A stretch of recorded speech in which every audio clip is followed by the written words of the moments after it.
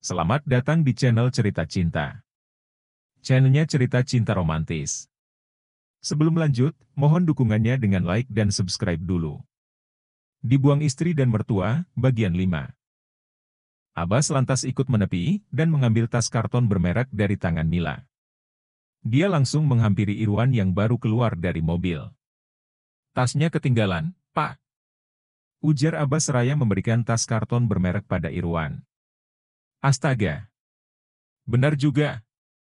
Aku pasti akan lupa kalau kau tidak mengejarku." "Terima kasih. Aku sangat menghargai ini," ungkap Irwan. Dia terlihat lega dan senang sekali. "Gak masalah, Pak. Lagian, saya takutnya nggak bisa ketemu Bapak lagi nanti. Makanya saya kejar habis-habisan," sahut Abbas. "Kau pemuda yang sangat baik, aku pasti akan kembali mencukur rambut ke tempatmu. Catat aku sebagai pelanggan setiamu," kata Irwan. "Wah, dengan senang hati, Pak." Abbas membungkukkan badannya beberapa kali karena merasa sangat senang. Apalagi, saat Irwan menepuk pelan pundaknya. "Nanti kalau ada waktu luang, kita bertemu dan ngobrol lagi." Irwan berucap begitu sebelum pamit. Sementara, Abbas hanya bisa cengengesan untuk melepas kepergian Irwan. "Kau harus menerimaku untuk bekerja di barbershop. Karena, akulah yang sudah membantumu mengejar bapak-bapak tadi," imbuh Mila. "Kau sepertinya sangat butuh pekerjaan," komentar Abbas. "Memang. Aku butuh kegiatan dan penghasilan," ucap Mila. "Bukankah keluargamu kaya? Mereka pasti punya koneksi agar bisa mempekerjakanmu di perusahaan," balas Abbas. Wajah Mila seketika berubah jadi datar. Namun dia menjawab, "Aku sedang berusaha hidup mandiri sekarang. Maaf. Aku tetap tidak bisa, karena aku tidak mampu menggaji karyawan. Tapi terima kasih atas bantuanmu tadi. Nih, uang ganti bensin." Abbas memberikan uang sebesar Rp20.000 pada Mila. "Aku nggak." Mila hendak menolak, namun Abbas memaksa. "Sudah. Ambil saja." Abbas memasukkan uang 20.000 ke saku celana jeans Mila. Selanjutnya, dia memilih menaiki angkot untuk kembali ke barbershop. Mila cemberut, dia menjalankan motornya sambil mendelik ke arah Abbas. Tetapi saat memasuki jalan, dia tersenggol pengendara motor lain. Menyebabkan Mila refleks membelokkan motor kembali ke tepi. Tetapi dia kehilangan keseimbangan dan jatuh. "Ah!" teriak Mila. "Mila!" Abbas yang mendengar, urung pergi. Dia bergegas menghampiri Mila. Abbas segera mengangkat motor yang tampak menjepit kaki Mila. Lalu barulah dia bantu Mila berdiri. Gadis itu tampak jatuh dalam keadaan telentang. "Ayo. Aku akan mengantarmu pulang," ujar Abbas. Dia membantu Mila naik ke jok motor. Selanjutnya, Abbas segera membawa gadis itu. "Kau tinggal di mana?" tanya Abbas. "Di Komplek Mawar, rumah nomor 30, jawab Mila. "Ternyata benar. Kau tinggal dekat dengan barbershopku," komentar Abbas. "Untuk apa aku berbohong?" tanggap Mila. Sesampainya di rumah, Abbas langsung membantu Mila berjalan. Namun gadis itu merintih kesakitan. "Ah, kakiku!" seru Mila, sepertinya dia kesulitan berjalan karena kakinya sakit. Tahu Mila kakinya kesakitan. Tanpa pikir panjang, Abbas gendong gadis tersebut dengan gaya bridal. Mata Mila terbelalak saat tubuhnya tiba-tiba terangkat. Sungguh, jantungnya berdetak tidak karuan sekarang. "Buka pintunya," kata Abbas. Mila buru-buru mengambil kunci pintu dari saku celana, kemudian segera membuka pintu rumahnya. Ketika pintu terbuka, Abbas langsung meletakkan Mila ke atas sofa. Dia lantas memeriksa kaki gadis tersebut. Sepertinya hanya terkilir. "Nanti besok pasti akan sembuh," kata Mila. "Ada lebam di sini. Selain itu, jangan remehkan kaki yang terkilir. Karena kalau dibiarkan, bisa bahaya," sahut Abbas. "Lalu aku harus bagaimana?" tanya Mila. "Aku akan memijatmu. Tapi sebelum itu, aku ingin pulang sebentar." Aku ingin membuatkan ramuan herbal sebagai olesannya, jawab Abbas. Kau ternyata serius bisa memijat. Mila memastikan. Meskipun begitu, sekarang dia tak tertawa lagi. Tentu saja. Selama 2 hari ini, aku mimpi bertemu mendiang nenekku. Beliau mengatakan, kalau dia mewariskan keahlian memijatnya padaku, tutur Abbas. Oke kalau begitu. Entah kenapa Mila mendadak jadi gugup. Dia membayangkan, Abbas akan memijat seluruh tubuhnya. Bayangan itu membuat Mila jadi tidak karuan. Ya sudah, aku pergi sebentar. Sebelum itu, apa kau mau aku ambilkan sesuatu? Tukas Abbas. Namun Mila tak langsung menanggapi karena tenggelam dalam lamunan. Mila? Panggil Abbas. Anu, aku ini perempuan. Apa tidak apa-apa dipijat olehmu? Timpal Mila. Memangnya kenapa?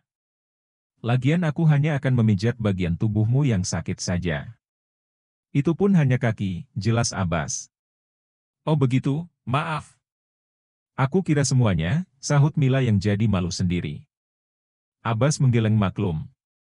Dia kembali bertanya, apakah Mila ingin diambilkan sesuatu. Gadis itu lantas minta diambilkan segelas air. Setelahnya, barulah Abbas beranjak pergi. Mila menangkup wajahnya sendiri. Dia yakin, hubungannya dan Abbas akan berjalan lancar kali ini. Selang beberapa menit, Abbas kembali. Dia membawa kantong plastik, berisi tumbuhan yang dirinya ambil dari halaman belakang rumah. Abbas segera membuat ramuan herbal, dengan bahan-bahan yang dibawanya. Di akhir, lelaki itu memasukkan minyak zaitun ke dalam ramuannya. Selepas membuat ramuan herbal, Abbas segera memijat kaki Mila. Dia melakukannya secara perlahan. Sesekali wajah Mila meringis karena menahan sakit. Hingga lama-kelamaan, rasa sakitnya perlahan hilang. Kini dia bisa merasakan enaknya pijatan Abbas. Sepertinya, nenekmu benar-benar mewariskan keahlian memijatnya padamu.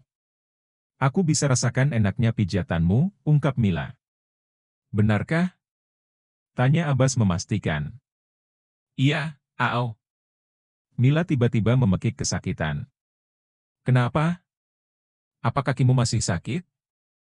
Abbas sontak cemas. Punggungku tiba-tiba terasa nyeri sekali, keluh Mila. Punggungmu? Abbas sempat terdiam beberapa saat. Karena, bagian tubuh Mila yang sakit kali ini cukup pribadi. Kenapa kau diam saja? Tanya Mila. Sebelum aku memeriksanya, aku harus minta izinmu terlebih dahulu, tutur Abbas. Periksalah.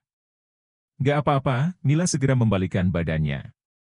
Sejak Abbas menyentuh kakinya tadi, dia terus dilanda perasaan gugup.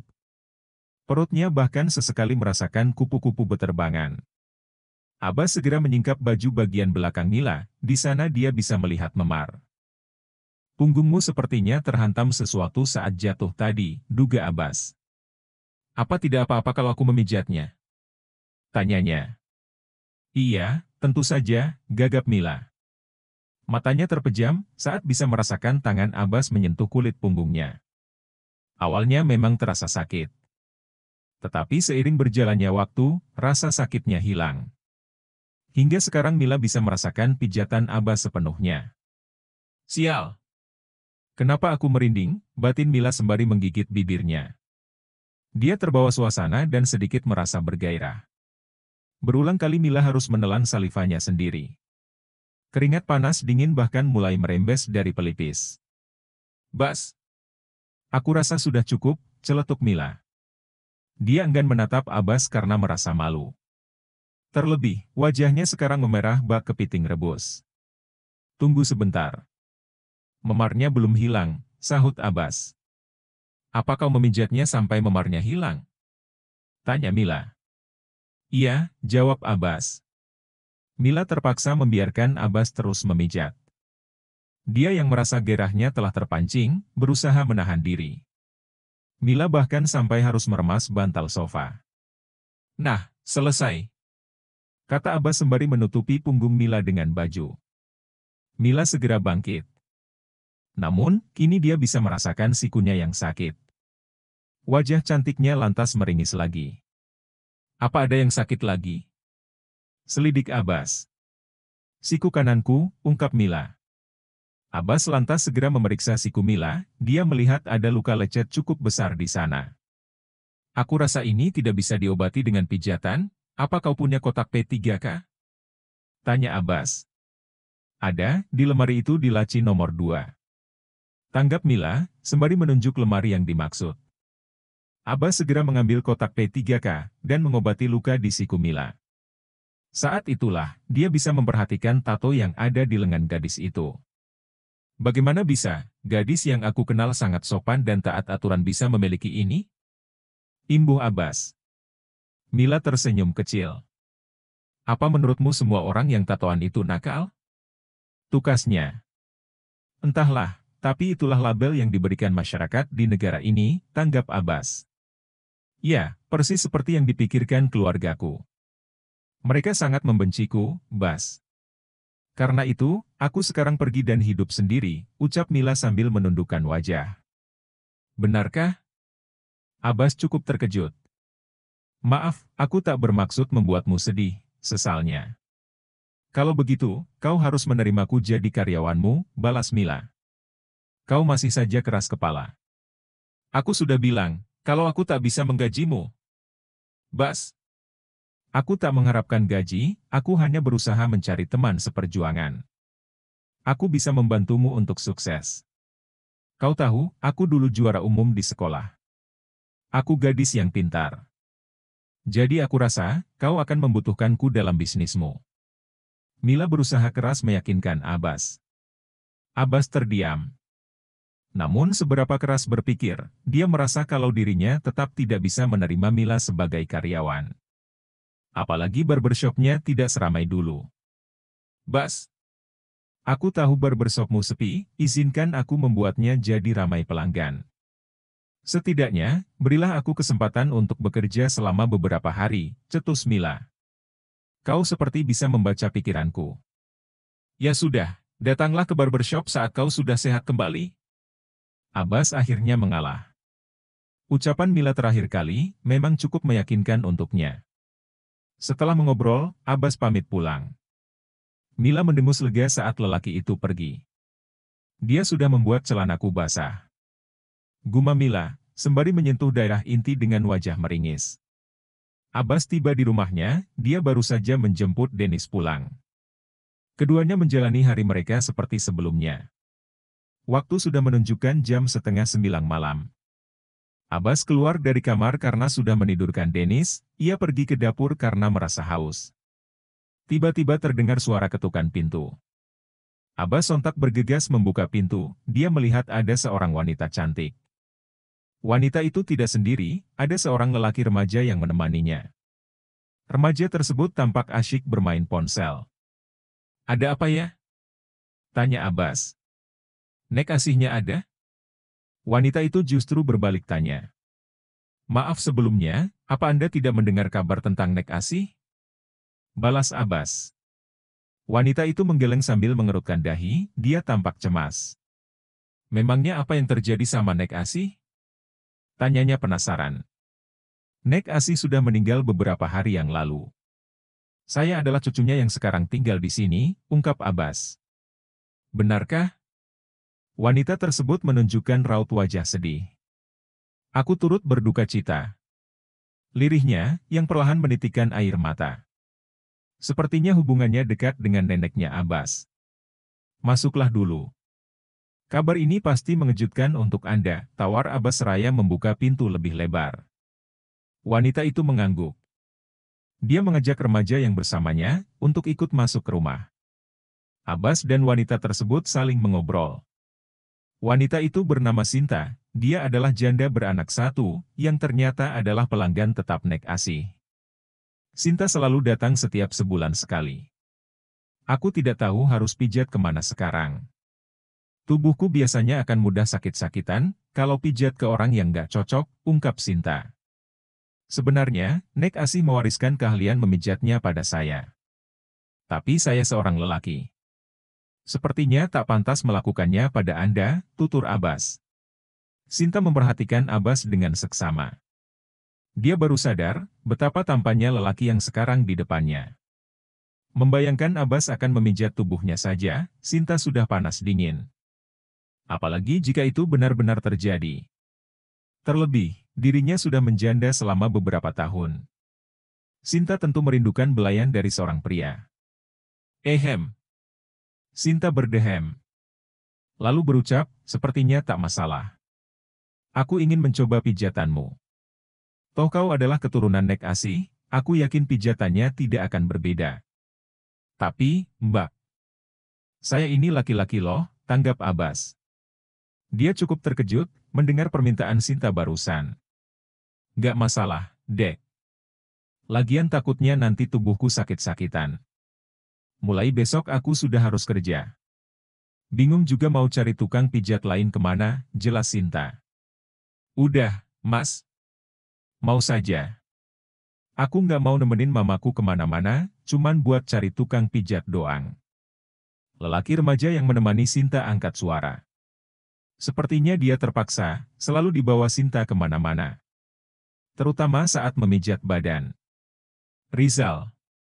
Yang sopan dong, tegur Sinta. Lagian ini sudah larut malam. Kalau masnya nggak mau, mending kita pulang sekarang. Aku udah bosan nunggu loh, sahut Rizal. Sinta mendengus kasar, dia perlahan menatap Abbas. Tatapannya seolah berharap, lelaki itu mau menerima keinginannya untuk dipijat. Abbas yang sejak tadi diam, akhirnya bicara. Dia memilih akan menerima permintaan Sinta, untuk memberikan pijatan. Saya akan siapkan kasurnya dulu, ujar Abbas sembari masuk ke kamar. Dia lalu muncul kembali dengan membawa kasur keluar. Abbas meletakkan kasur di ruang tengah, di tempat yang tak jauh dari ruang tamu. Aku numpang ganti baju ke kamar ya, Bas. Ucap Sinta. Iya, silahkan, Mbak. Sahut Abbas. Sinta segera keluar dari kamar, ia terlihat hanya mengenakan kain jarik. Kulit putihnya yang mulus dan kinclong itu terpampang nyata. Abbas tersenyum tipis. Bersambung.